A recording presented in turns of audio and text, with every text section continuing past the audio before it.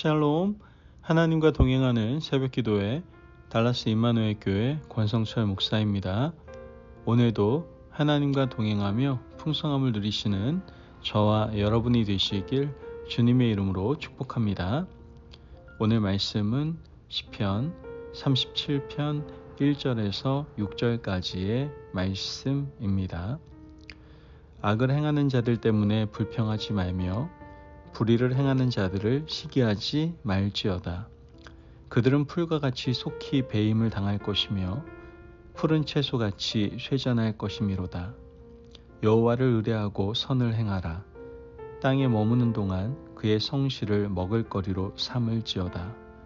또 여호와를 기뻐하라. 그가 내 마음의 소원을 내게 이루어 주시리로다. 내 길을 여호와께 맡기라. 그를 의지하면 그가 이루시고 내 의를 빛같이 나타내시며 내 공의를 정오의 빛같이 하시리로다. 아멘. 하나님의 말씀입니다. 우리가 살아가면서 악인과 선인을 분별한다라는 것 쉽지 않습니다. 하나님께서는 시편 1편에서 복 있는 사람과 악인을 하나님의 방법으로 구분하고 계시죠. 복 있는 사람은 시냇가에 심겨진 나무 같아서 깊이 뿌리를 내리고 흔들리지 않습니다. 비록 자유롭게 옮겨 다니지는 못하고 자신이 하고 싶은 것을 원하는 대로 하지 못하지만 하나님의 말씀에 뿌리를 내리고 샘솟는 은혜의 신음물을 마시는 사람이 바로 복 있는 사람이다라는 것이죠. 하지만 악인은 어떤 사람입니까? 악인은 바람에 나는 겨와 같이 뿌리가 없는 사람입니다. 이리저리 자유롭게 옮겨 다니긴 하지만 신앙의 깊은 뿌리가 없고 말씀에 뿌리 박음이 없는 사람, 이러한 사람이 악인입니다. 그러므로 악한 사람은 자신의 시력에 따라서 흘러가고 자신이 원하는 대로 이익이 되고 돈이 되는 행동을 하는 사람이다라는 것이죠. 오늘 우리가 읽은 시편의 저자인 다윗도 일생을 살아가면서 악인 때문에 고통을 많이 받은 사람입니다. 뿌리가 없는 사람, 하나님의 말씀에 뿌리를 내리고 있지 않기 때문에 판단의 기준이 자신의 유익인 사람들 때문에 내면적인 고통, 외적인 고통을 겪었던 사람이 바로 다윗이었던 것이죠. 그래서 다윗은 이 시편을 기록하면서 우리가 이런 뿌리 없는 악인을 대하는 자세가 어떠해야 되는지를 분명하게 알려주고 있습니다. 1절 말씀을 보면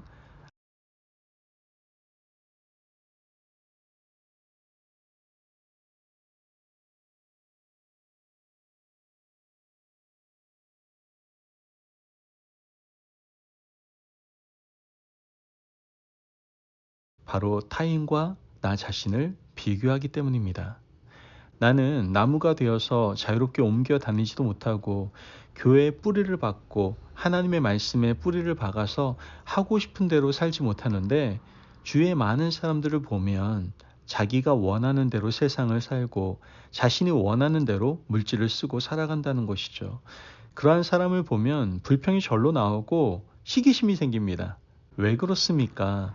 내 눈이 그 사람들을 바라보고 있기 때문입니다.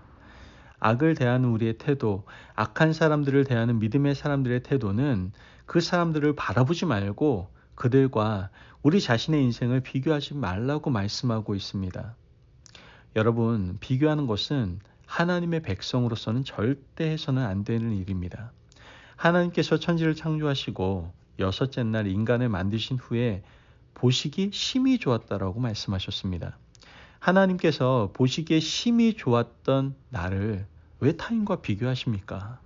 나는 하나님께서 보시기에 가장 좋은 사람이고 하나님의 창조 섭리대로 살아가는 독특한 존재입니다. 그러므로 우리는 누구와도 비교해서는 안 되고 누구와도 비교당할 필요도 없는 사람들이다라는 것이죠. 특히 자녀들을 대할 때 제발 다른 집 아이들과 비교하는 일은 절대 하지 마시기 바랍니다. 하나님께서는 우리를 하나님의 형상대로 지으시고 각각 달란트를 주셨습니다. 그러므로 우리는 비교당할 필요도 없고 비교할 이유도 없습니다. 오직 우리가 비교해야 될 대상은 누구입니까? 바로 나 자신입니다. 어제의 나와 오늘의 나를 비교해서 어제의 나보다 오늘의 내가 하나님과 더 가까워졌느냐, 하나님의 말씀대로 향하고 살아가고 있느냐를 바라볼 수 있어야 된다는 것이죠. 이렇게 살아갈 때 하나님께서 우리를 악한 사람 때문에 속상하거나 삶의 의욕을 잃지 않도록 도우실 겁니다. 우리 주변에 악한 사람들이 많이 있다 하더라도 그들 때문에 시험에 들거나 불평하거나 시기하거나 원망하지 마시기 바랍니다. 4절 말씀을 보면 또 여호와를 기뻐하라. 그가 내 마음의 소원을 내게 이루어 주시리라. 악인과 비교하지 말고 우리가 바라보아야 할 대상은 여호와 하나님 한 분임을 말씀하고 있는 겁니다. 여호와를 기뻐하라는 말씀은 여호와를 향하여 예배하라는 뜻입니다. 기뻐하라는 말과 예배 드리라는 말이 동일하기 때문이죠. 예배를 드리려면 우선 방향을 어디로 향해야 됩니까? 하나님께 향해야 됩니다. 시선도 하나님, 몸도 하나님, 마음도 하나님을 향할 때 우리는 예배 드릴 수 있습니다. 하나님을 기뻐하고 하나님을 향하여 예배 드리면 자연스럽게 악인에게서 시선이 떠나가게 된다는 것이죠. 악인을 바라보고 하나님의 말씀대로 행하지 않는 사람들 때문에 불평하고 시기했던 우리의 시선을 하나님께로 바로잡아 하나님의 영광을 바라보고 예배드리면 하나님께서 우리의 소원을 이루어 주신다라고 말씀하고 있는 겁니다. 악인은 자신의 마음의 소원을 이루기 위해서 노력을 하죠. 열심히 뛰어다닙니다. 뿌리가 없기 때문에 얼마나 열심히 다니는지 모릅니다. 하지만 우리는 자유롭지 않습니다. 신앙의 뿌리를 받고 살아가는 우리는 자유롭게 이곳저곳을 다닐 수가 없어요. 그저 하나님을 향하여 주를 바라보고 예배할 뿐입니다. 그러면 하나님께서 우리를 향해서 얼굴을 드시고 마음의 소원을 이루어 주신다라는 것이죠.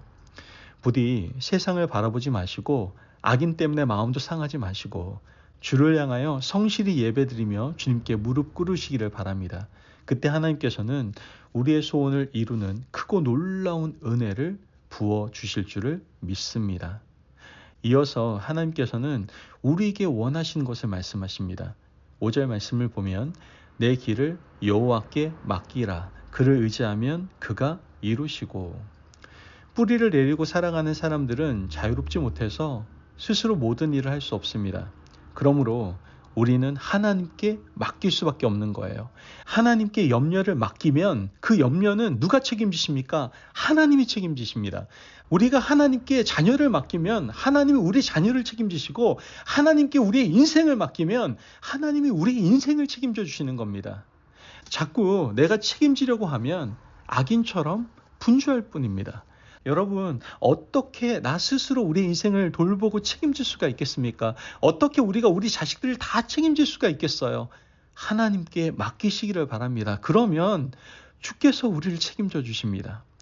그러므로 우리 인생을 살아가면서 악인 때문에 불평하거나 마음 상하지 마시고 주께서 우리에게 주신 이 방법대로 선한 일로 여호와를 기뻐하고 바라보시고 하나님께 모든 것을 맡기며 살아가실 수 있는 저와 여러분이 되시길 주님의 이름으로 축복합니다. 아멘. 기도하겠습니다. 사랑이 많으신 하나님 감사합니다. 오늘도 우리에게 귀한 말씀의 은혜 허락하시니 감사합니다. 하나님, 악인 때문에 불평하지 않고 하나님만 바라보며 살게 하여 주옵소서. 제발 문제를 안고 있을 때 내가 그 문제를 해결하기 위해서 아둥바둥 되는 것이 아니라 우리의 모든 문제를 하나님께 맡기고 평안을 누릴 수 있도록 역사하여 주옵소서. 감사하며 예수님의 이름으로 기도합니다. 아멘. 오늘도 하나님과 동행하며 풍성함을 누리시는 저와 여러분이 되시기를 바랍니다. 여러분, 제발 우리 인생 가운데 남과 비교하면서 불평과 원망, 시기하는 마음을 갖지 마시기를 바랍니다. 늘 우리 인생 가운데 함께 하시는 하나님께 늘 감사드리며 모든 문제와 고민을 누구에게 하나님께 맡기시기를 바라요. 그때 하나님의 선한 손길로 우리를 도우실 줄 믿습니다. 말씀 안에서 승리하십시오.